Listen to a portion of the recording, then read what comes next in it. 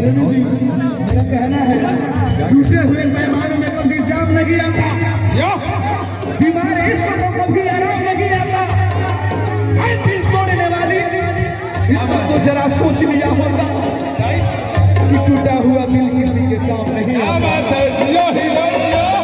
दिल लगी तो दिल्ली चली गई, जब मैं दिल्ली पहुंचा पूरी दिल्ली चली गई।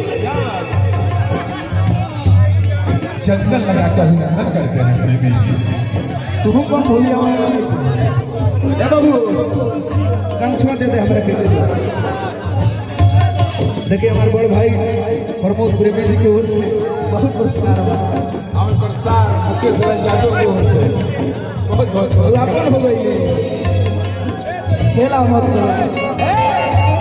मरो पिता ये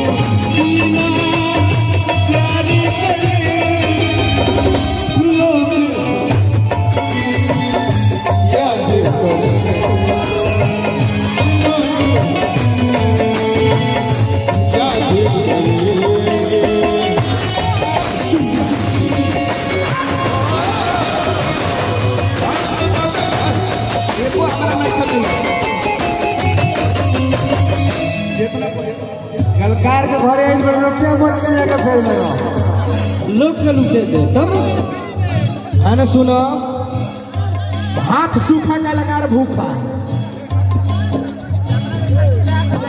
भावा ये तो 10 टकिया लुटाए के बाबा जाता ना मिला तो लुटा के जाइए कि हम नु एकरा बाद कहां नजर लौकत नहीं एकरा बाद हम कहां लौकत नहीं एकरे बाद जाके द्वारिका में विश्राम करेंगे।